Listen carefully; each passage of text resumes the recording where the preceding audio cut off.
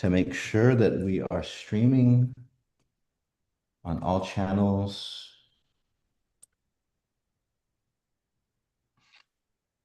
It's taking a minute for YouTube. Right, we're on Instagram. There we go. Again and again. All right. Biba Biba, we are live. Again. All right.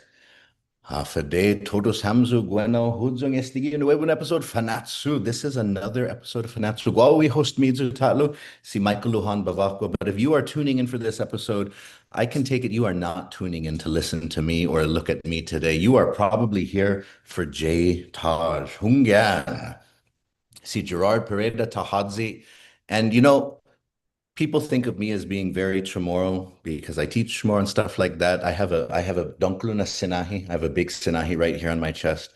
But man, I wish I had a cool last name like Tahadzi. That is Oh, a cool last name. I got a last name Bavacqua. Bavacqua is an Italian last name. Most Chamorro people can't pronounce it. They think it's Babauta or something like that. But man, it is so cool to have here Jay Taj. He and so we were supposed to be scheduled for yesterday. There were some technical difficulties. Logov maguf zonai na humihita guini. I'm so glad that we are here today. And so we are back after Typhoon Sinlaku. And before we get started with this episode, I just want to put it out to everybody that we will be having a bunch of typhoon relief, typhoon history, typhoon resiliency themed episodes in the next few weeks. We're going to be highlighting some of the mutual aid work that's being out there. We're going to bring in people talking about typhoon stories. We're going to also be talking about climate change and how it's impacting our islands. And so keep on the lookout for those stories as they come out. But let's introduce our guest. And so Hafa de buenas, Gofmagofzunagayagwini. I'm so glad that you are here. This is literally like, sometimes for Fanatsu episodes, I put it out and then a few people watch and then some people are like, oh, that was nice. But literally, somebody stopped me at the store and they're like, hey, is it true that Jay Taj is going to be on Fanatsu this week? And then I came into work this morning. Somebody's like, hey, is it true that Jay Taj is going to be on Fanatsu this week? And I'm like, oh my goodness, this is wow. Usually the podcast does not get this level of sort of fandom out there. And so I am so proud to have you here on this podcast to talk about your music, your identity, your journey. And so I got to meet you for the first time at the Tsetlu Festival last month. And so Sidzus Masi Parifinatomu on Fanatsu, thank you so much for joining. well, thank you for having me, brother. I feel an absolute honor. As I was telling you offline, you've played a major role, even if it's one sided. I've had this relationship with you for many years, being able to learn from you online and learn from you in different material and publications. The access to insightful knowledge about Chamorro history and our roots is a bit limited at times, especially when you don't know what to look for or where to look. And so when you're raised in the generation that I'm raised in, where the first thing you do is go to YouTube and try to find information, somehow, some way, in all of my favorite videos across different publications, you've always found your way into those moments. I remember seeing your face and hearing your voice in so many instances, and you kind of represent this. You represent this voice that I trust when it comes to understanding who we are. I've been given so much mixed information since I was a child about who I am, where I come from, where my family comes from, the history of Chamorro people. I've heard myths and legends and things that, were bent versions of the truth. And I've always admired whenever I come across some version of history that you validate or you co-sign, because I usually consider it as close to the truth as possible. Whenever I hear from you. So truly the honor is mine. And I'm very, very excited to be able to talk to you. And yeah, when I saw you at Jellu Fest in Oceanside, I was talking to my Uncle Q, Joe Kinga, And I said, I was like, is that Michael Bivacqua? And he was like, yeah, yeah, you don't know him? I'm like, no, I've never met him before. I'd like to meet him, no. And he was like, man, let me call him over here. So truly, man, it was almost like I was a little bit starstruck, ironically, with being able to be introduced to you. And truly, yeah, now that I'm here in front of all the people, I say it publicly that you have my deepest gratitude for the work that you do. And, even those of us who seem like a bajillion miles away, both physically and in our hearts and in our minds, you do. I know for many Chamorros around the world, you represent a feeling of leadership as it pertains to how we navigate this world of remembering who we are. So thank you. Si Zeus Mosse, who said agradeci sending mo, I really appreciate what you've shared. Um, I really appreciate what you've shared there. I mean, and I'm so excited to be in conversation with you today because just listening to your music, hearing your story, there's so much there in terms of the evolving journey of our people, where Mhm. our people are at, where we've come from, where we're going. And so, Lofinetna, I want to start off though with just kind of Sanani Nai Hadziha. Tell us more about who you are and where you come from. Yeah. And so, Hadzi Familiamo, where did you grow up? And then one of the most important things, because Fanatsu is it's a Chamorro podcast, but it's a podcast where it's not about kind of the most Chamorro, you're the most Chamorroest Chamorro to ever wear Sanahi and stand atop the Mount Lamlam or something like that. Chamorro on the continuum, Mm. the Chamorro struggle, right? The Chamorro struggle for identity and purpose. And so, it's not a place that's why we've got episodes where people share, people who are great at speaking Chamorro, but for those who are starting their journey to learn Chamorro, because there's got to be place in the canoe for all of us, or else there's no Tibali. It's worthless if we only highlight those who are like the exceptions. It's got to Mhm. be room for all the people. And so, Hadzi how? Please tell us. How'd you see Jay Taj? Who are you? Yeah, I am Jay Taj. I am, I am the grandson of Ernie and Tita Tahaji, and I'm very proud to say that. And I'm also the grandson of Herschel and Tina Hardiman on my maternal side. My parents both came to Santa Ana from different places, which is where I'm from, before I was born. And in 1991, I was born in what I consider to be the greatest city on the planet because it's my home and it's the place I feel the safest, even though I haven't lived there for many, many years. When I was a child, my parents unfortunately found themselves in a very common situation as it pertains to the inner city lifestyle, especially those of us who come from migrant families and immigrant families who are just trying to survive, and both parents are working 18-hour shifts every day in the 80s and the 70s. And so both of my parents unfortunately found themselves on a path that wasn't exactly very rewarding when it comes to freedom.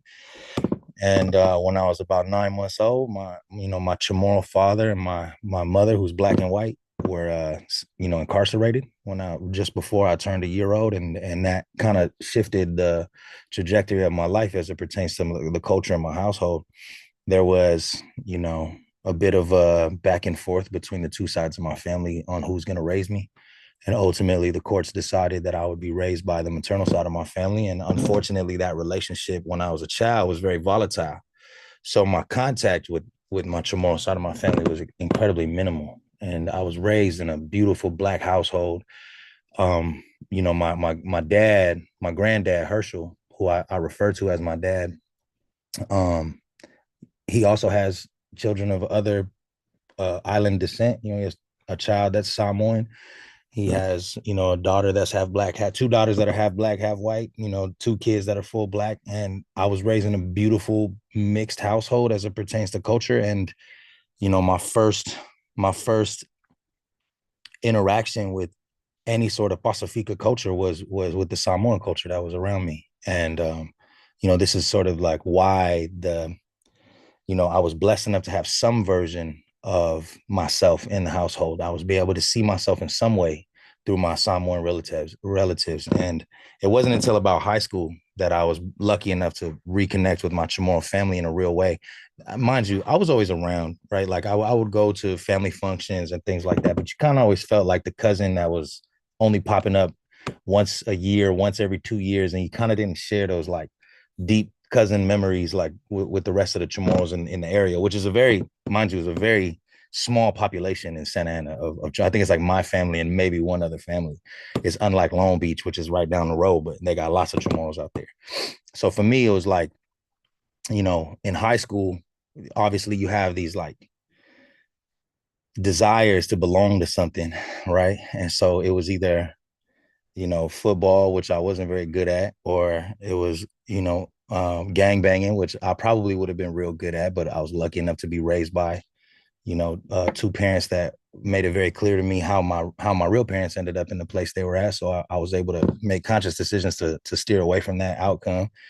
And then it was music, right? And that's how I kind of found my way into this love from music. I was early connected to a legendary island rap group from LA called the Booyah Tribe, which is another instance of seeing yourself to be yourself. And I found myself, feeling like I finally belonged to something, and that was hip hop. And hip hop kind of became my first home where I felt like I was doing something significant. And I was lucky enough to have uncles in my family on the black side of my family that had a history in the studio. So by my 14th birthday, you know, instead of throwing me a party, they took me to the recording studio, and I recorded my first song at 14. And at the time, this is what, 2005. So, you know, online streaming wasn't a thing. MP3s were barely being introduced to the mainstream. So I came home with a CD, but that was a big deal, right? Just like, I believe fully in the nature of you have to see yourself to be yourself, to reach your potential. You, in many cases, you have to be able to see an example. And from a culture standpoint, that was, characters like the Booyah Tribe, and of course the Rock and all, Rikishi and all these different island figures that were part of the very limited pool of talent that we had to look up to growing up.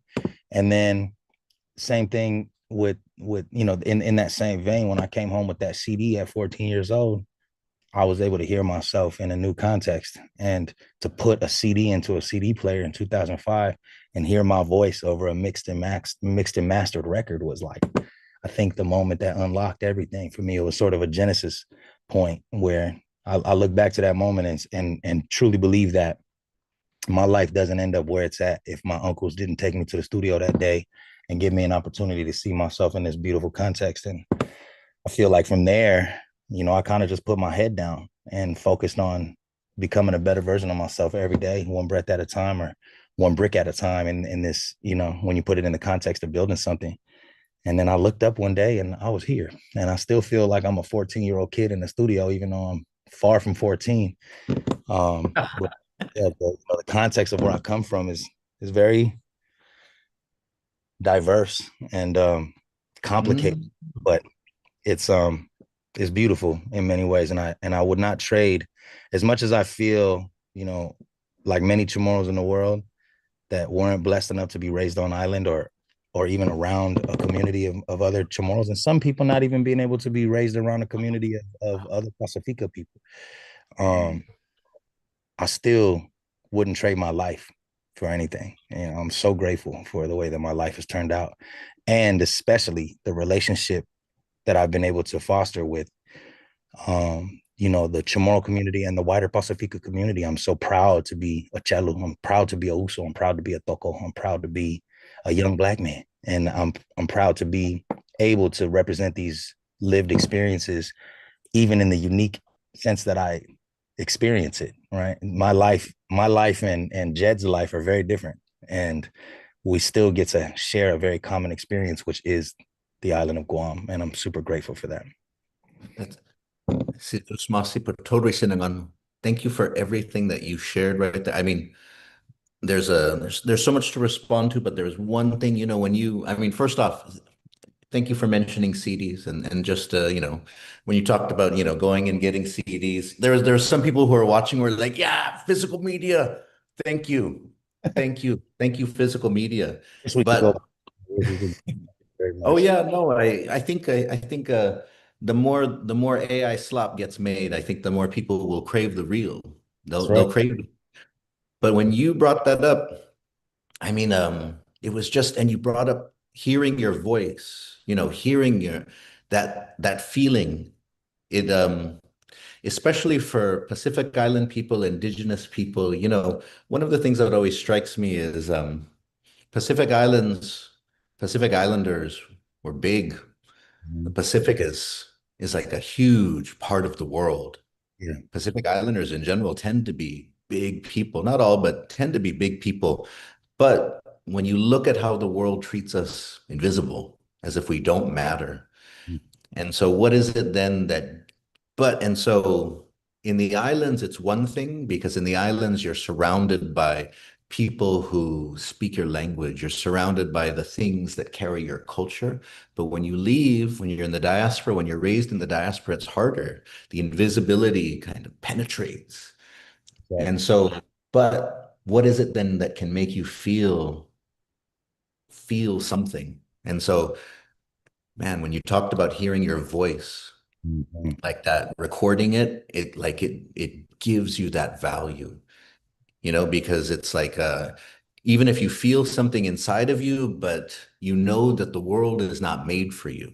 You know that the world is built on your invisibility, Yeah. and then but you recorded this CD, it goes out there, even if it's just you listening to it, man, this is me.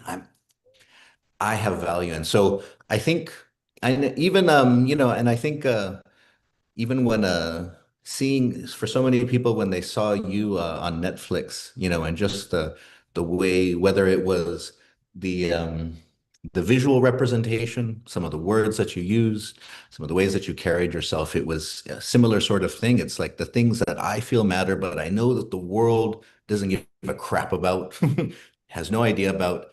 I see it there, and you feel pride, you feel fire. And so that was the thing that from all that you shared there, I felt strongly in that. And so yeah, no. How has it been? Oh, well, I do have a few questions that have already come in. Somebody is asking, where are your roots in Guam? So any particular villages that you claim, Tapto Manuhao? Yeah. And then a follow-up question that somebody has, have you visited Guam before or not So yet? to answer the first question, claim I feel like is a strong word, right? I don't know if I have the guts to do such a thing. What I do know is that I've asked my family where my family is from, and to my understanding, my grandmother Tita, who is a Pereda, is from Barragata, and my grandfather, who is Taji, is from Tamuning, but also in some way has roots in PT, but I don't really understand that. Like when I ask different people in my family, some say PT and some say Tamuning. Maybe he was born in one and moved to the other before he met my grandmother, something like that. So yeah, those are the villages that come up um, when I have these conversations with my family. But mind you, I'm uh, second generation Tahaji from Santa Ana. And, my father was born in Guam and came here when he was just a young boy. But then he has little brothers that were all born here who haven't been to Guam.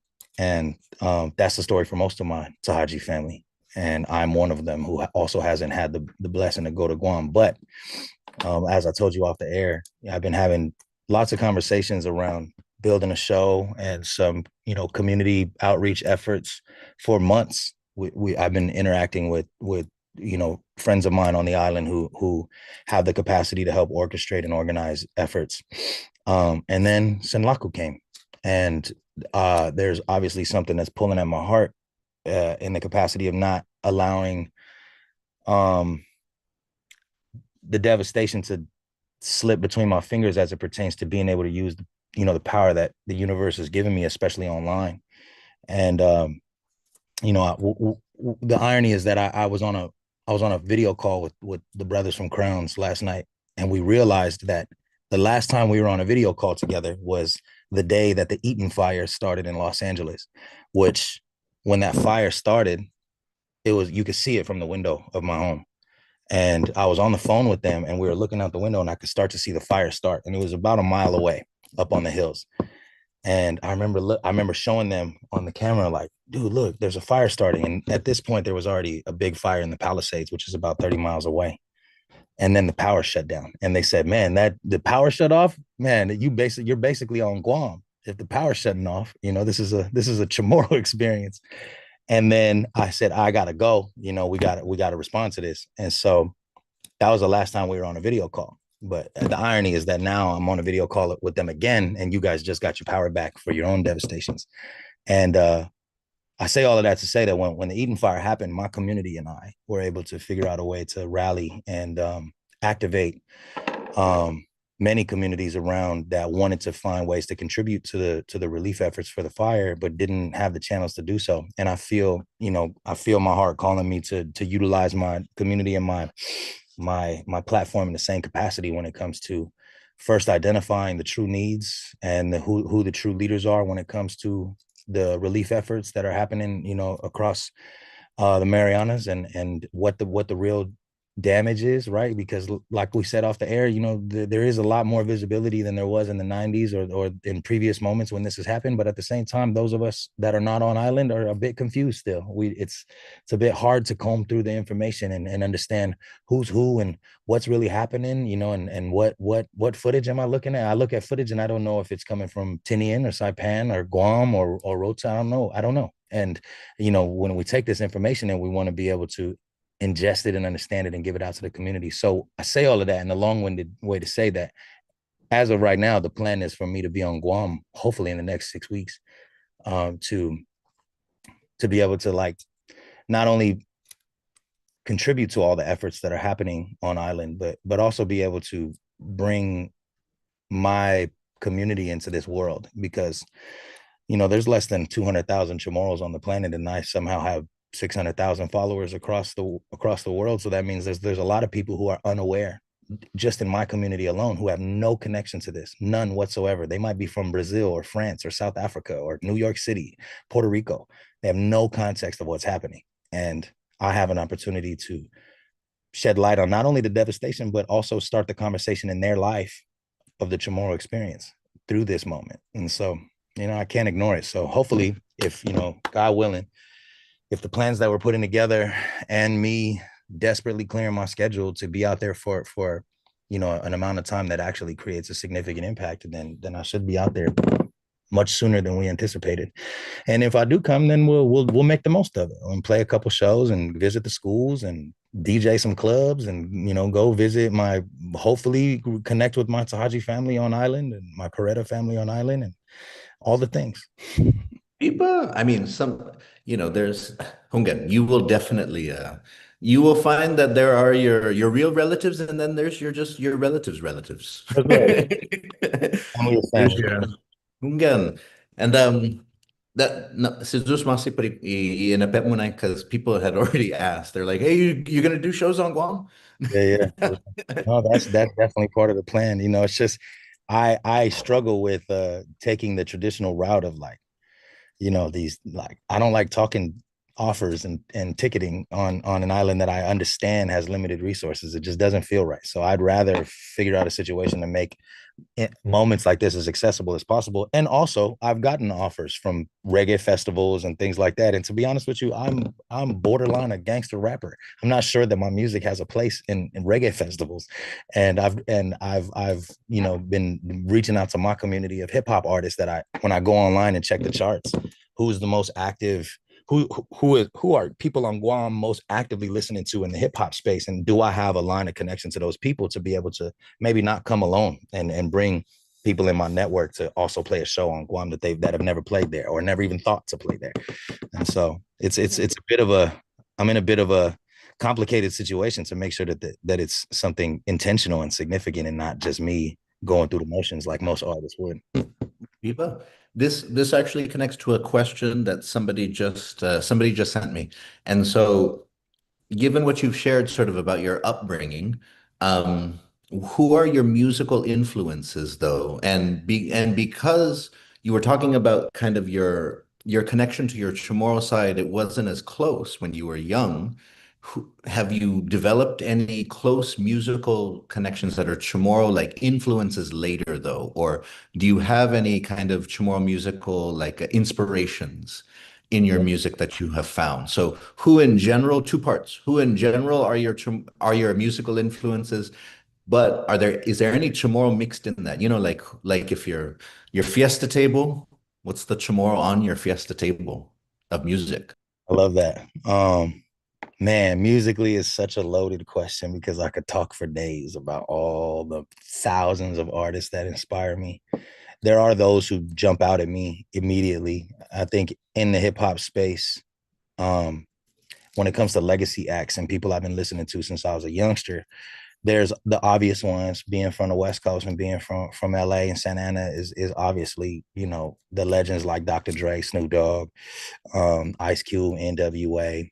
And then within that fold is the Booyah Tribe, who have played a major role from an identity standpoint when it comes to the type of music that I create. I think that they were far ahead of their time, and the world didn't truly know how to appreciate what they were offering to the hip hop world. I mean, I've heard it straight from, you know, former executives at Island Music and at UMG that they didn't even know what a Samoan was. They thought they were just really big Filipinos, and they didn't know how to market these people. And you know, there was the first time they had heard of gangster rappers and walk into a club and see 11 Polynesian guys on live instruments, you know, jamming P-Funk and G-Funk live. They'd never seen these things. This wasn't the cloth that hip hop was in 1989. And so, you know, I discovered them in like 2000. So I was only 9 years old, and I I found myself in love, you know, not necessarily with the subject matter. You know, they were rapping about things that I didn't at that time didn't know nothing about, but it was just this identity thing. I mean, they looked a lot like my father. You know, I have photos of my father with the two braids and, you know, in prison, and, you know, with the wife pleaser and the blue dickies. And I'm like, man, these guys look just like my dad. And I love this because, you know, when I was already rapping by the time I was 10 years old, and I would go to these ciphers and be in these communities, and I was always kind of the odd man out. I was like, who is this guy? What is he, and what's he doing here? So musically, that group, when it comes to hip hop, there's also Black Thought from the Roots and the legendary Roots crew, and there's a unique story that I can share about. I was stealing CDs when I was in high school, and I was at Target, you know, off of Chapman, and luckily we're past the statute of limitations, so I could talk about this. But in the city of Orange, I was, you know, it was a regular thing for me to go and steal CDs about my sophomore year in high school. And there was a group called the Nappy Roots from, I want to say they from maybe Alabama or Mississippi or something like that, something deep in the South. And they had this song called All Naw, and it was a huge song. It was everywhere. It was in movies. It was all on commercials. It was everywhere. It was a huge record. They even had like a rock remix with the band called POD. And I fell in love with them, Nappy Roots. So I'm in the store at Target, and I'm jacking CDs, and you don't have a lot of time to, like, you know, read the insert and get an understanding of the album you're about to steal. And so I took one album, which was 421 by Method Man, and I took an album called Game Theory by a band called The Roots, thinking it was an album by Nappy Roots. And I don't know if anybody watching the podcast knows, The Roots and Nappy Roots are very, very different artists. And, you know, they're both magnificent. But I took that CD home, and on track number 4, it's a song called Don't Feel Right. Um, he says, I'm gonna show y'all how it feels to be me. It's crazy when you too real to be free. And if you ain't got no paper, then steal the CD. And this is a very conscious album. It's an album that drives consciousness. And I had never heard hip hop in this context. Everything that I was in love with in hip hop was straight gangster street shit. And just like my environment was promoting. And then I heard this magnificent album that was sonically just so different. And it changed the trajectory of the way that I make music. And it changed, you know, again, you know, I heard myself. There was thoughts that I was possessing as a teenager that was like different from, you know, the typical train of thought. I was challenging ways of life in my own mind. And then I listened to this album, and they're doing the same thing, and it's on wax, and it's being sold in Target. So therefore, maybe there's a world where I can also make music that sends these same messages, and I don't have to do the gangster shit. I don't have to do this other thing over here. And so the Roots and Black Thought play a major role. Then outside of hip hop, I was introduced to Fiji by the time I was probably like 7 or 8. And when it comes to like the fiesta music, you know, I'm gonna keep it a bean with you. I actually don't. I still couldn't tell you the name of a legacy Chamorro artist.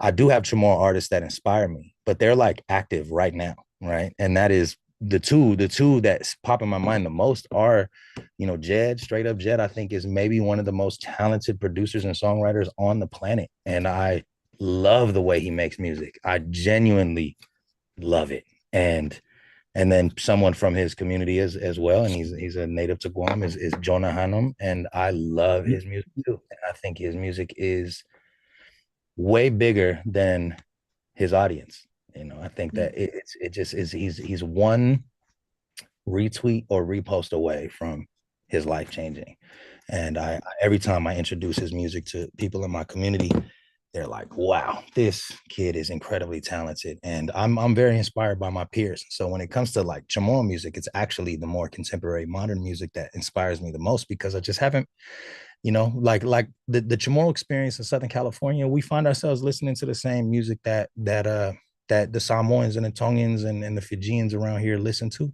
So it is like Fiji and J Bug and the Common Kings and Tribal Theory and you know Ellie Mack and on the whole nine, right? And this Mhm. type of music, like island reggae music, is probably the most prominent in most Chamorro households in Southern California because we're just part of the wider island community out here. And you know, I'm sure my family and my grandmother and my uncles and stuff probably are smacking themselves on the forehead, like, God, we should have told him about some of the artists because because No, no, no, truly don't no. have I don't have any reference there. But yeah, I would say outside of hip hop, Feeds, man, Feeds is one of the greatest songwriters that ever lived. And I was so grateful to be able to honor him at his tribute in Hawaii and be invited out there to do that and be one of the only Chamorros on stage, and also be able to wave the Guam flag in an environment that our flag typically gets left out. You know, I've seen this moment when they do Chant of the Islands, or when they do these moments where they bring out all the different, you know, island nation flags, and Guam is not typically there. So at that show in Hawaii, I was front and center waving that big old Guam flag. And I was very proud to do that because Fiji has been one of my biggest inspirations since I was only 8 or 9 years old, especially as it pertains to song structure and subject matter. He's an incredible musician. No, Biba. No, you're right. I mean, you know, one of the, I think, what is that? It was funny because even when I started to, you know, because for the longest time, you know, part of the Chamorro experience was just kind of that general island music experience theme. Even in the Marianas, you grow up and you're listening to like a lot of Kalapana, you're listening to a lot of like Kapena and stuff like that. And so even at all the parties, there's all this, there's that song, Masese, Masese, Yeah, yeah. Masese. Legend. So the funny thing is, when I started to learn Chamorro when I was like 20 years old, you know, that was that song. They played that at every single Chamorro party, probably, you know, known to man, probably up until today, every single party. And I assumed that it was a Chamorro song. So I was like, I'm going to translate this song. And I translate, and Oh, then, but the thing of course, eventually I learned it's not a Chamorro song. It's like a Fijian song. But the thing is, both Fijian, Chamorro are Austronesian languages, so we're cousins.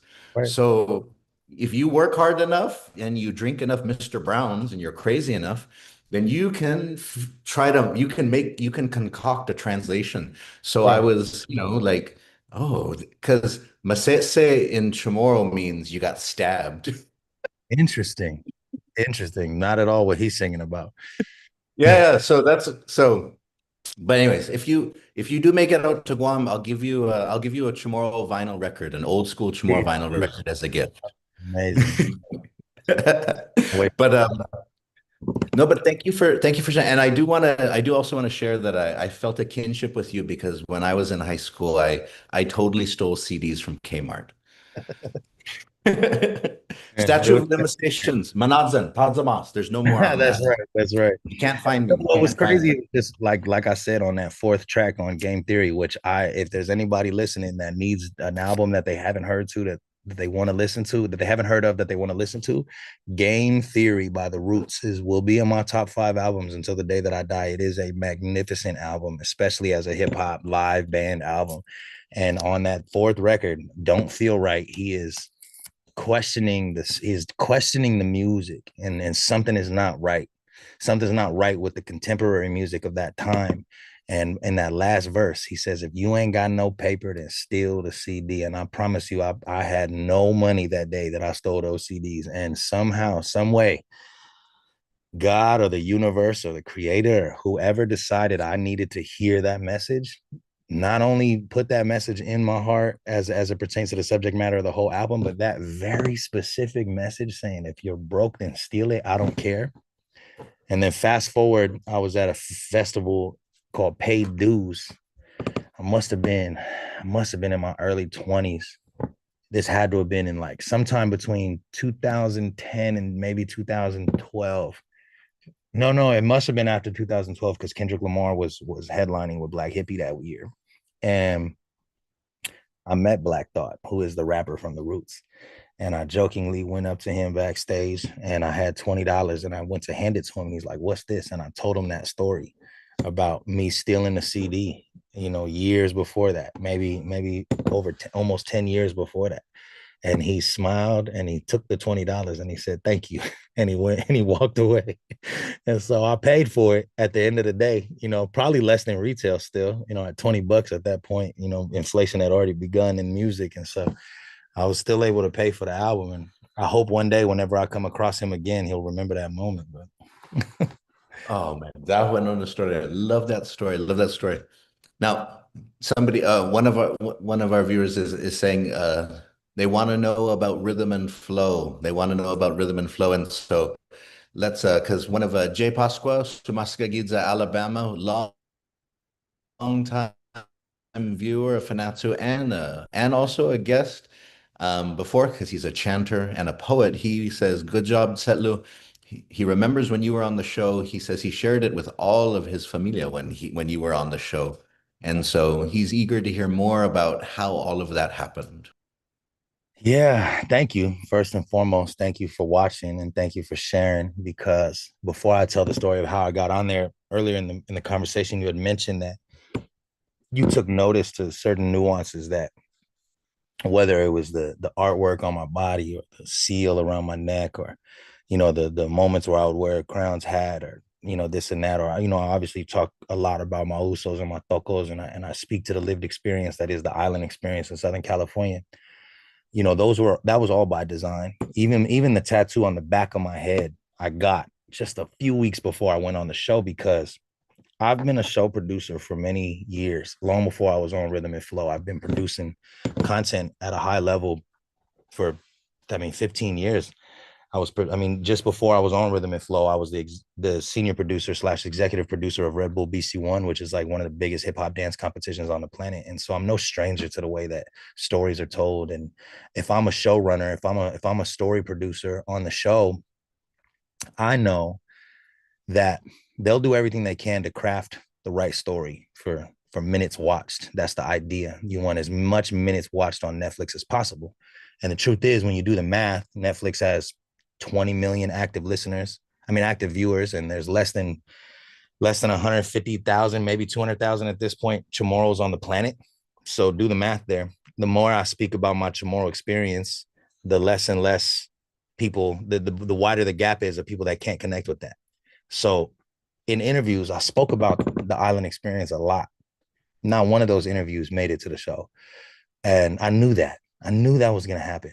So instead, I wear the fuetoto on my head. I wear a crown's hat. I put the face of Tangaloa on the back of my head. I have the seal of Guam hidden on the back of my head in a tattoo that only Chamorros could possibly know. When I have a seal on my neck, only Chamorros could possibly know, right? And through those like unspoken ways of communication, I knew that there's a meme of Leonardo DiCaprio on what's the name of that movie? Once Upon a Time in Hollywood. And he's watching he's watching a TV show, and in the meme, he's like drinking a drink, and then he snaps and he's like, oh, and he points at the screen. That's the reaction I wanted to get from Chamorro people. And when I say something like, I send a text my Usos to come get their bread, I want all the Samoans in the world to be like, did he just say what I think he just said? Or if I say I got tocos and cholos ready to do something, I want all my Tongan homies to be like, did that guy just say toco? Right? Because this is not something that the show can cut out. They can't cut out the top of my head when you have my face framed in a shot. When the camera travels around me in the finale, they can't blur out the artwork that's on my head. So I made sure to bake in certain things that I know the story producer can't disrupt, because I talked about the island experience, my island experience, in almost every interview. None of that made it in the show. It doesn't make for a good story to these people. There's no islanders in the cut room. There's no islanders sitting in the edit bay to take pride in that story and feel like this is an important story to be told. So I knew they were going to cut it out. And so the fact that, people took notice to it was very satiating to my, you know, need for being seen, because that was not by accident. Every tiny little detail and every lyric and every feature that you saw that represented the island experience in some capacity was not by accident. It was very intentional and very thought out, and I'm so glad it worked, because the way that the island community worldwide has shown up for me is immeasurable and a bit jarring. So I say all of that to first say thank you to the viewer that noticed and shared with his family, because that was, you know the, there's going on rhythm and flow for the benefits that is my music career and being on this giant marketing platform. But there was also, a 9-year-old boy that was healing when it comes to feeling disconnected from my Chamorro family and from my island family. And even though I was blessed enough to be part of the Samoan community in Santa Ana, I still always felt like 1 or 2 degrees removed. And in that moment of discovery on a show like Rhythm and Flow, the amount of pride that I sense from the communities that I was referencing, it the outpouring of love was actually incredibly cathartic and healing, and being seen by this community that I've longed to. It was the only community that I ever felt like I could truly belong to, right? Even though I was raised as a young black man by a black man, but the truth be told, from a perception standpoint, that's not what you see when you look at me, not the average person, right? Outside of coastal cities and people who understand the lived experiences of Black people in America, and understand that we come in different shapes and sizes, and especially those of us who are highly mixed, but still raised by a straight up Black man from the South, and that is my dad, and I am a walking version of him. I know that when you look at me, you more than likely in LA, you just see a bald headed Mexican dude with Polynesian tattoos, right? And so I know that. And then when this show came out, somehow, not somehow, exactly how I had hoped, the community showed up for me in a way that was like immeasurable, and in a way overwhelming as it pertains to the joy and the healing. So thank you. And I'm grateful to every person from our community that has stood behind me from afar, or come out to my shows, or, when they see me somewhere, they take the time to come and say something to me, and also be able to share the same experience that I felt when I seen the Booyah Tribe and young people at the Chelu Fest coming up to me and being like, "You're my favorite rapper." That is crazy. That's crazy. And I am their favorite rapper primarily because I'm Chamorro, and they see themselves in this moment. And I know what that feels like. Gangsta Red from the Booyah Tribe is my favorite rapper, not because he's technically the best rapper in history, but because I see myself in him. And I've always felt that way. And so gratitude to those people. Now, when it comes to how I got on the show, man, it's actually interesting little situation that I don't speak on too much publicly, but I have no problem sharing it here. And so in 2019, season 1 airs, and the winner is, an artist named Daniel D. Smoke Ferris, who I was not unfamiliar with. He was already a staple in the Los Angeles underground music scene, and I actually was already his friend, and I knew him.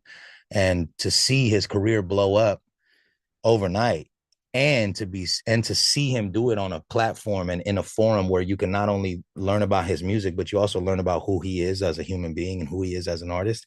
Such a rare way to consume music in the modern market.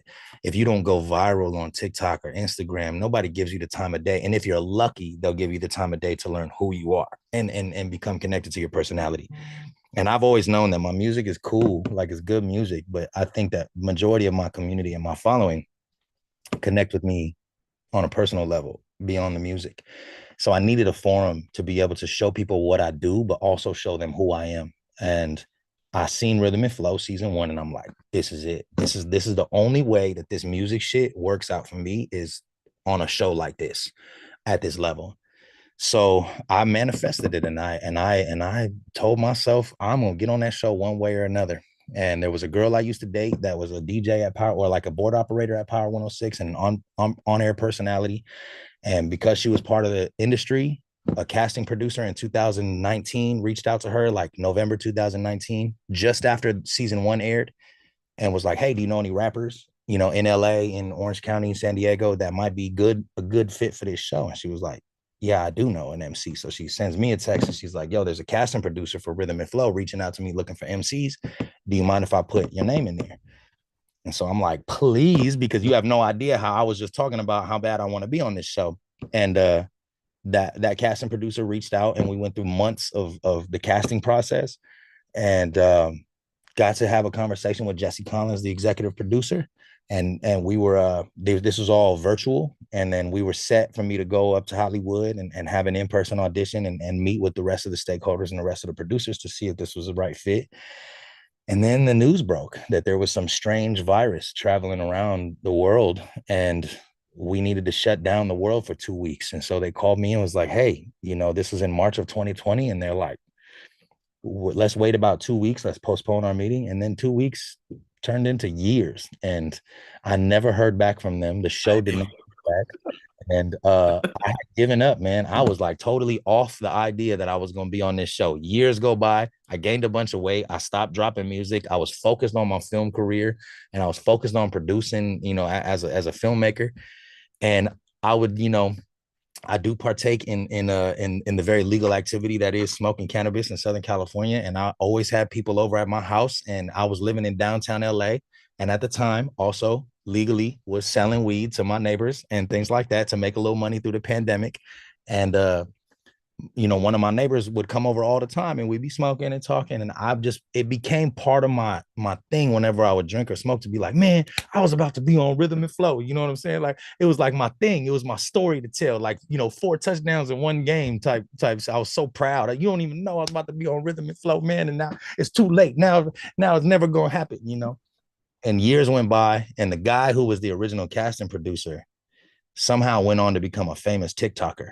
And I was like, okay, my shoe in is done. Like, that guy's not a casting producer anymore. He is like a super famous TikToker now. He's not doing any casting production for Netflix anymore. So I'm like, yeah, whatever window I did have, for some reason, the universe said, no more, move on with your life. That girl that used to come over to the house and smoke with us, um, one day she called me, and she was a songwriter, so she was part of the industry. I knew she was part of the scene. And she called me one day in 2023, 2023, right?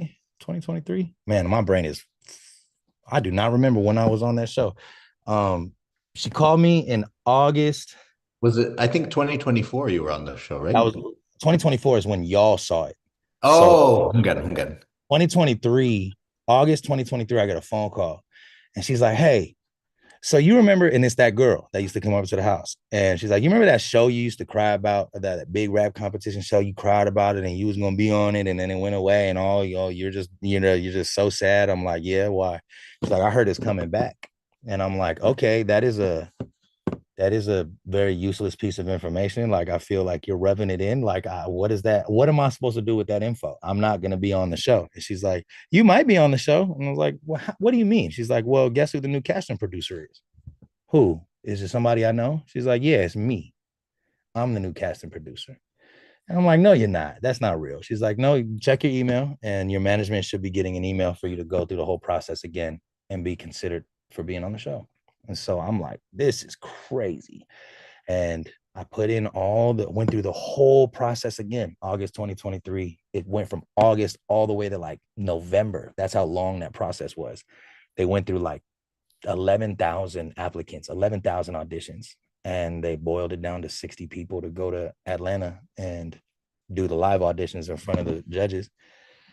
And I was lucky enough to be one of them. And then, the rest is all sort of, for the most part, showcased on the show. But really, that is the classic tale of opportunity meets preparation, and and also Mhm. just like believing in my heart that I belong somewhere. I've Mhm. never been the type to give too much weight to the superstition, but and I've also never really like I've never been the type to entertain the concept of manifestation. I believe that manifestation is truly just hard work and building, right?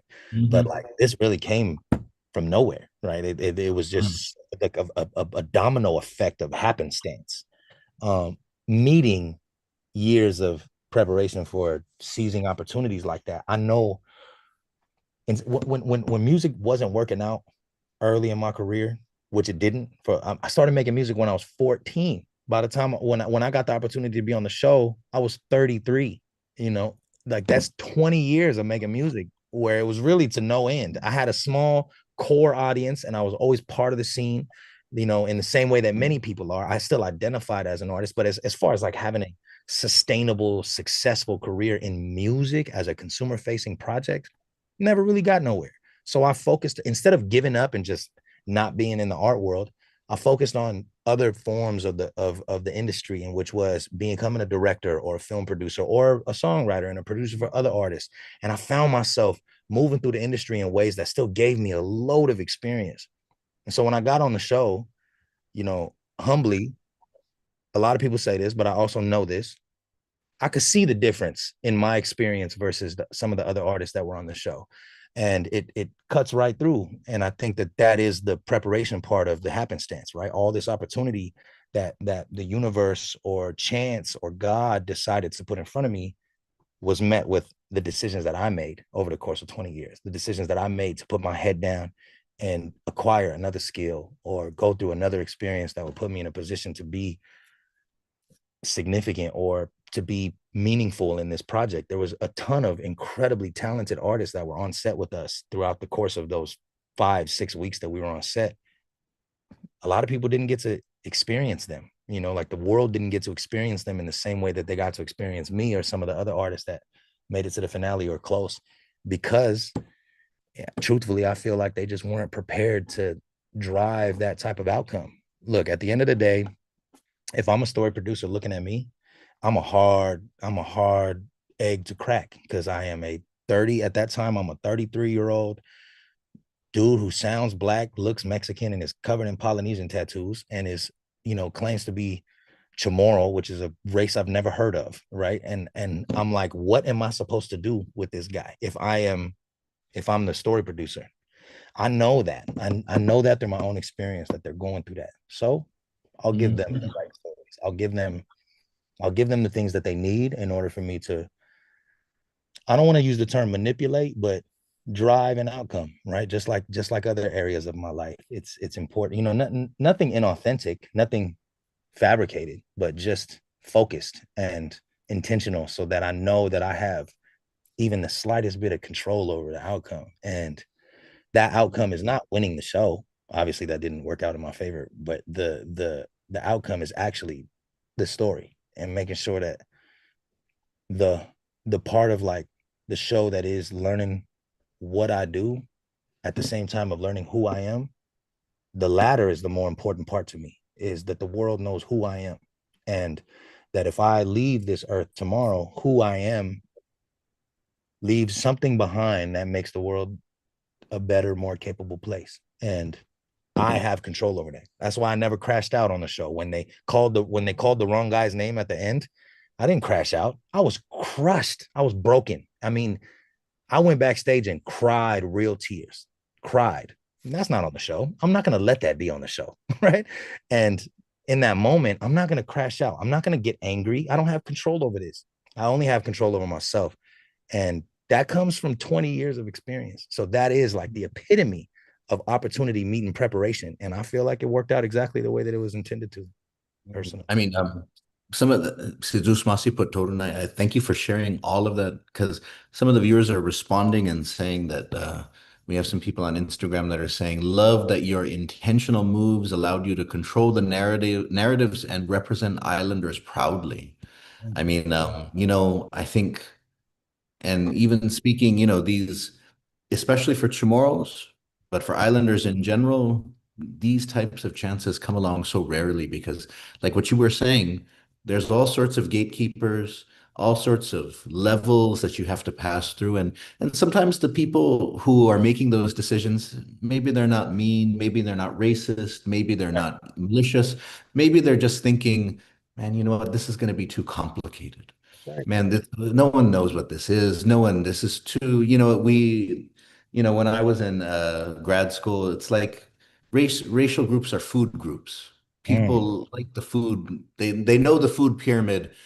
What the hell's a chamorro? It's like the finadeni way over there. What's a right. finadeni? I'm not Right. gonna Right. throw finadeni at them. Is it an Strange. I've apple? never Is it seen an this orange? before. Is it Right. Right. bread?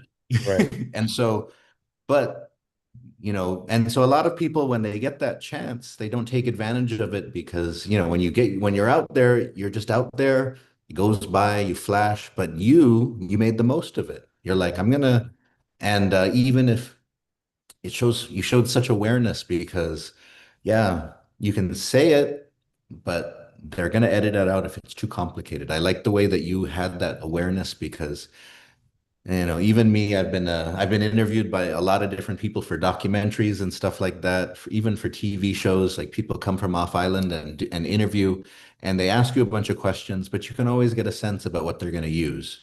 Real story that they want to tell. You can Yeah. give the answers that you feel are the most important and the most significant to what's in your heart and the movement that you know that needs to happen.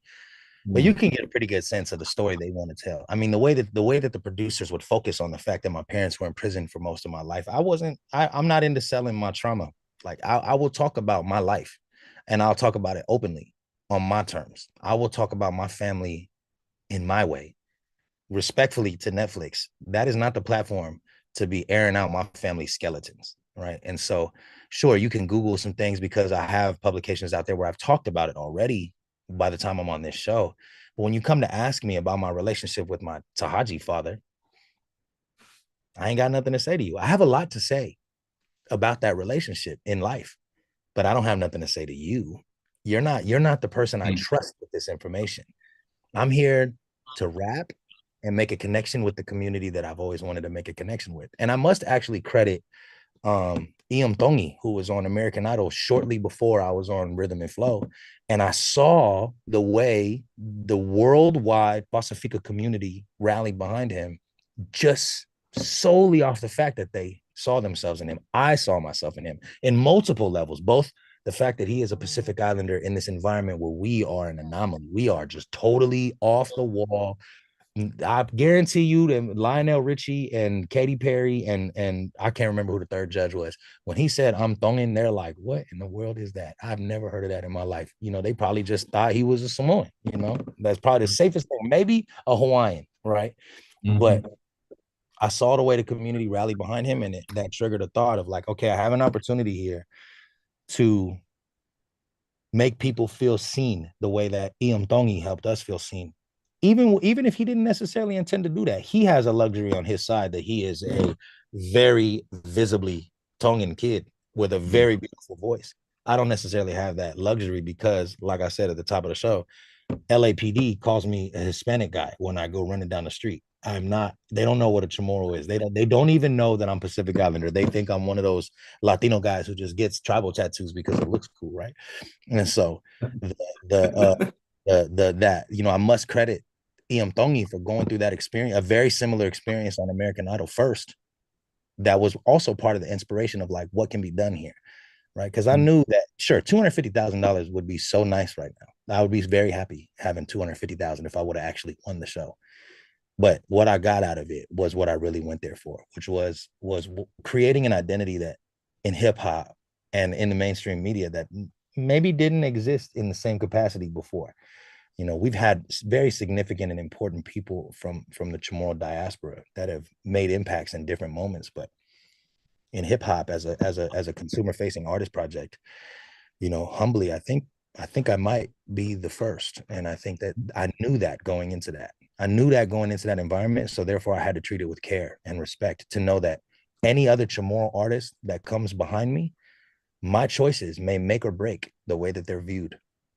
Mm. If I go up there and be a crash out and I'll be a dumbass, the next Chamorro rapper from Santa Ana or the Bay Area or from on island that wants to make a significant impact in the world of hip hop, if I go up there and be a dumbass, I may ruin their chance, right? Mhm. I may actually make it to where people the only I'll give you a great example. Breaking made its way to the Olympics, and somehow one breaker from Australia made an incredibly vital mistake that changed the way that the non-breaking and non-dance community views breaking. I mean, it became a meme, and that is dangerous territory. When you have that power in your hands and you do not treat it with care and you don't do everything you can to protect the fact that everything that you're going to do right now will determine the way the world looks at your whole community. So I didn't take that lightly, and I knew that I had to correct, Mhm. had to be very correct, and I had to, behave, if you will. I got a tattoo on my hand, right? You can't really barely see it, but it says behave, love mama. And it's all I hear in my head every time I walk out my door. So that's what my mama would say every day. Behave, because you Mhm. have one chance to show people who you are. And in this case, I'm not just showing them who I am, I'm showing them, they're a lot of people's first experience of a tomorrow. Mhm. So treat that with regard. This must we got so we're just about out of time, but we had a bunch more questions and comments. A lot of people expressing appreciation and love for what you've done. This one comes from another Miguel, Michael Minjola Garcia. He says, appreciate all you've done for our community and for Santa Ana Prim. He says, like many of us Chamorro in the diaspora, we grew up for various reasons and this somewhat left us disconnected from our culture and our roots. And we have to reconnect as adults. He says, what are your thoughts and what would you say is important for Chamorros, especially young Chamorros who have similar experiences of trying to reconnect? So, because I think, you know, uh, for me as somebody who did not grow up feeling particularly connected to my Chamorro roots, but then spends my life connecting still, helping others connect. And then for you who used your Netflix platform to to connect and is now Yeah. helping others and and that it's part of your life now too. And so do you have any words of wisdom, any thoughts that you want to share for others? Because like I like to tell people, it used to be this idea that Chamorros in the Marianas are the norm, Chamorros in the diaspora, they're the outlier. They're the ones that don't know the culture, don't know the language. They're the ones. But it's the majority of Chamorros are now in the diaspora. Yeah. The That's majority right. of the majority of Chamorros can't speak Chamorro. The That's right. majority of Chamorros don't have land in the Marianas. So Right. any idea that the norm for the Chamorro people is to have a ranch on an island in the Marianas is not the case anymore. And so we need to expand our consciousness. And so, somebody like you who's rapidly expanding is very important. And so you have any thoughts that you want to share? Yeah. Um, with the way that the show ended, there was a lot of commentary on the way that I handled when they called Dre TL's name. And I grabbed my homeboy and I hugged him and I told him I was proud of him and it's time for him to take care of his family. And I moved on to the backstage and let him have his moment. And a lot of people online are like, that's crazy. You should have been angry. You should have been mad. I would have been so pissed if I was you and all that. And outside of just the reasons I listed before about representing myself in a positive way, there's a very real, deep human reason beyond the cameras and the lights that I chose to not crash out. And that is that for many years in my life, for reasons far outside of the Chamorro experience or the pain that comes from the disconnect from home, I've chosen to live my life under the motto that is I relinquish myself from the responsibility of reasoning with the things that I can't control. Meaning, it's not my fault that Spain came to Guam in 1668 and reduced a culture of over 100,000 souls down to 1,000 and attempted to erase us from existence. It's not my fault. It's not my fault that our language has suffered multiple blows of impact in a negative way. It's not my fault that my ancestors landed in Southern California and just had to assimilate and become part of the Western world. It's not my fault. I can't control that. The only thing I can control is myself. The only thing I can control is how I respond. The same way that when Lotto called the Dre TL's name, I can't control that. If I plan a picnic and it rains, I can't control the rain, but I can control if I'm going to take an umbrella, or if I'm going to take a jacket, or if I'm going to dance in it naked, or if I'm going to pack things up and go back inside. So when it comes to the experience that a lot of us are experiencing, we have a choice. We can dwell and cry about where we've ended up as a culture. But when we look at the reasons why, they're all reasons that are out of our control. These are all things that have happened for thousands, hundreds of years, and even thousands, as it pertains to how different we are from the rest of the Austronesian migration, as it pertains to these imaginary lines that are Polynesia, Micronesia, and Melanesia, that some European guy that had never been there decided this is the separation we're going to create. I can't control that. So therefore, I relinquish myself from that responsibility of reasoning with it. I don't reason with it. I only reason with what I have control over, and that's myself. And so with the limited resources that I have, I've made like, okay, I can't control that I don't have a deep relationship with my Tajalle family, but I can control that I can form a relationship with Randy from Crowns, and I can form a relationship with Joe Kenga from Katsuran Shimoru. I can control that I can come on this podcast with you and have this important conversation to further this effort that I'm trying to create in my life for very personal reasons. I have control over that. Therefore, this is what I focus on. And to anybody else who's going through a similar situation, focus on what you can control. There's no need to like go back and forth about who we are or who we aren't, because that's a dead conversation. That conversation, unfortunately, has passed through so many hands that warrant us, right? It's who we are has passed through Spanish hands, Japanese hands, American hands, and they've told us who we are for so long that I actually don't care to argue about that anymore. I do not participate in the argument over, am I Polynesian or Micronesian? I don't care to participate in that. And I'll stand on that. I care about what can I do to further my connection to what we are now, right? And then that goes for so much. I actually used to I don't want to say despise, but I was ashamed of what little bit of the Chamorro language I understood, because it was so different from Samoan. It was so different from Tongan and Fijian. It was so Spanish. And growing up in Southern California, Spanish is actually the primary language in most environments.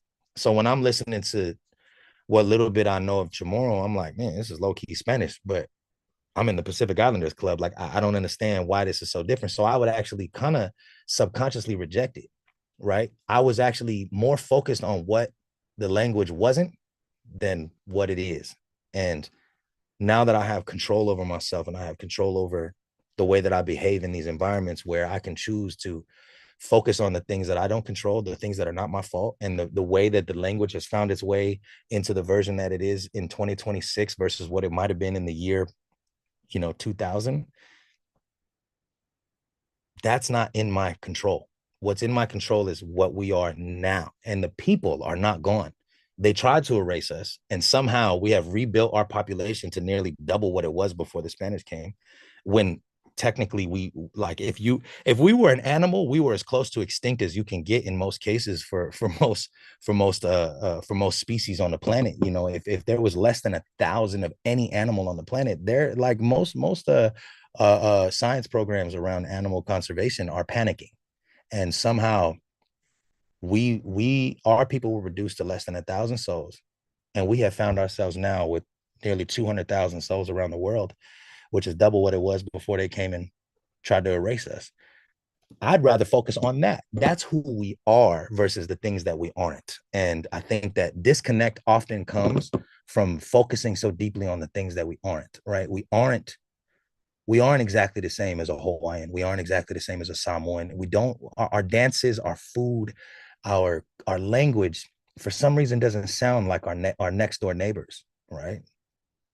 But what the things that do are the things that I focus on. We are still an island nation. We are still part of the diaspora that is nearly, it doesn't make any sense that there's less than 100,000, less than 200,000 of us on the planet. And me and Dejan and Jed and Jonah and you and Joe Kanga and so many other magnificent Chamorros exist. That is probability wise. If I am a gambling man, I love to go to Vegas. I would not put my chips on that bet that one day, if you told me in the late 1600s that one day these characters would exist from this diaspora that is near erasure, I would not put my chips on that bet. That's like putting all your chips on 00 green on the roulette table. It's nearly impossible. And somehow we've done that. So I've chosen to focus on the things that we are, which is survivors. And we are, you know, spread out across the world. And that is magnificent, man. When if you were to think about any other culture that did that and figured out a way to survive and still has an identity in this world, that's crazy. That is so magnificent. And it's something to be proud of. And that's just what I choose to focus my energy on it. So my advice to anybody who's feeling significantly disconnected is focus on what you can control. And what you can control is remembering who you are and that our people have been venturing into the unknown since the beginning of time. We've seen horizons in the deep, right? And we get in canoes and we go to these places that seemingly are death and void, and we go anyways, and we discover new lands and we take ourselves into new spaces. And you know, if you think about our ancestors before our ancestors, they don't look like the Chamorros that the Spanish found, right? And then the Chamorros that have left the island to go to every corner of the world don't look like the Chamorros that the Spanish found either. And that fact should be a fact of pride. And I'm very proud to be different from, you know, my ancestors in the ways that I am, because that was the idea, right? We're gonna go and we're gonna grow. And I am that. I am mixed. I am part of a community that has so many influences from around the world. I mean, my grandfather, the man that raised me is a descendant of slaves that were ripped from their homes and built an entire nation on their backs. Like, I'll be all right if I'm a little disconnected from being Chamorro. At least I know where I come from, right? At least I know that I'm Chamorro. I'm lucky enough to know that. My dad Herschel doesn't know where his ancestors come from. He has no idea. That fact was forcibly erased from him. He couldn't tell you if he was from Guinea-Bissau, Nigeria, Ethiopia, South Africa, which are all, mind you, still colonial lines that his actual ancestors didn't recognize. You know, they were a group of people. They were in the same way that Guam was not called Guam before somebody else called it Guam. My father didn't have that luxury of knowing where his people come from. So therefore, he created an identity for himself, and he was very proud of that. He was a big, strong, beautiful man from McNeil, Arkansas. And I am a big, strong, beautiful man from Santa Ana with ancestors from Guam, with ancestors from Arkansas, with ancestors from all over every corner of the planet. I mean, only 10 generations ago, I had 1,000 grandparents. So I am a product of magnificence, and I take pride in that. I do not look at anything about how far my family came from Guam as a disadvantage. I see it as something beautiful. It's a work of art, and I should be proud of it. Woo! Biba! Oh my goodness. I mean, if you it's an election year on Guam, Bebotaha, I'm voting for you if you were running. My goodness. Bahu Tatitihao, I will follow you. Bahu Botahao, I will vote for you.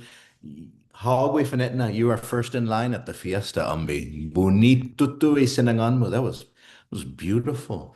There was so much richness in what you shared there. I mean, Hungan, you know, powerful, because just because colonization tries to cut your roots doesn't mean you don't have roots. And as you said, you may have different roots, but you've always got roots. Right. And And I don't know too many trees out there where you successfully cut the roots and it survives. It has to have roots in order to still be breathing, to still be living. So they're there. Something is there. Something is there that is still connecting us because we're still alive. your reference to your grandfather and then your father, your reared father is an important one, because you know that's a community that doesn't have the benefit, of, that has lost so much, but is still strong in many ways. It builds their own identity in different ways and stuff like that. And so I can see in you that that has that reflection point, and that's an important thing I think that's an important lesson for Chamorros to have too, it's easy to fixate on how the way we are is so different, this and that and stuff. We don't have anything, but it's like, well, we should look at each other and then see what we have that's unique, but also then you brought out so many things there because compared to other communities, we have a lot. Mhm. We compared to those communities that have lost so much but still carry on, that still have, we we have a lot. And so that's I can see, it's interesting because because I had read your biography, I had heard some of your story, but then to see the way kind of the wisdom of your genealogy comes out in you Thank you. was especially in what you shared there was very profound. Wow, thank you. Um, and I think a lot of Chamorros don't necessarily understand that, but I feel that I'm glad that I'm glad the way that you brought it there because yeah, wow. It's a it's an important lesson. Yeah, don't get focused on sort of what we've lost in the past because there's so much living to do today. So much You living. know, And so, recognizing the things that we've lost are an important part of our identity, right? You should know, but I I don't see how it serves me to ask myself why, or to focus on how I'm so different from Pudge from Crowns, or I'm different from Jed, or I'm different from Jonah Hannum because we were raised in different places. Of course, we're different. I'm also different from anybody who was raised in Mobile, Alabama, or Mexico City, or Rio de Janeiro, Brazil. Naturally, we're different because nurture is always going to be stronger than nature. And I was nurtured by a community that I'm very proud to be nurtured by, including what little bit of a Chamorro community I've had in my life. I'm very proud to be nurtured by that community, and they are proud to be nurtured by the community that nurtured them. And the more we focus in on that, the more we realize actually how connected we are versus disconnected. And I know that a lot of people abuse that concept, and they treat it as, this, you know, this sort of like easy song to sing on this topic. But truly, if you focus on the things that we are versus the things that we aren't, you find yourself realizing how much more alike we are than we are different. And I've never given much thought to that. I've never given much thought to me being, the disconnect that I have focused on is just the pain of longing to be part of the on island community, longing to be connected and be able to kiss the ground that my ancestors walked on. I desire that. I desire to feel what it must have felt like to stand on those beaches thousands mm, of years ago, and someone in my lineage stood on that beach and had a child who had a child who had a child who had a child who had a child. And many children later, here I am existing. And that is like, just like the probability of me being on that show, it is just so improbable that I exist. And somehow here I am existing. And I'm so proud of that. bonito que fogo. This I wanted to Malagos na Baisangani on si Zeus Mossy. This was a wonderful episode. Bonito na conversación. I want to give you just a final chance to share anything. You've mentioned that you'll be working possibly towards coming to the island in the next few weeks, but there's a lot of plans you need to make and so on. But anything else that you want to share though before we close out? This is your chance, like, where people can find information or where people can follow you or something you want to plug or promote. Sure. This Yeah. is your Yeah, you can find me everywhere that you can find the two words Jay Taj, Jaytajay. If you can Google it and find me there, you can find some piece of myself or my art. And really, I guess in closing, to continue the theme that I feel like a lot of people have come to know me as, really just the only thing I want to express is my gratitude. And there, like I said in the beginning of this conversation, there is a catharsis being able to interface with Chamorros at this level and be able to be honest and open about who I am, and also hear the honest opinions of the on island experience. And the same when I meet Chamorros around, the mainland and stateside, I should say.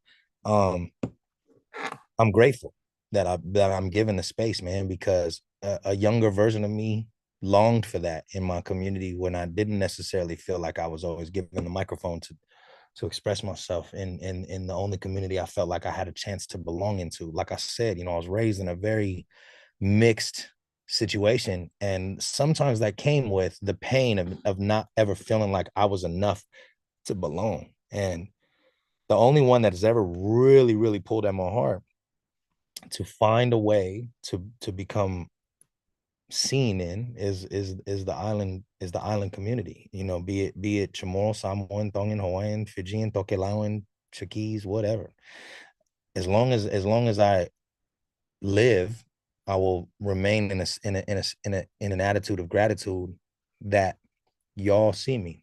I think that you can never know what it heals, when it comes to experiences I had over the last 35 years. And I'm grateful for it. And so to every Chamorro out there and beyond, like the love you send me, and I see every DM. I may not always get a chance to respond. I see every message, I see every comment.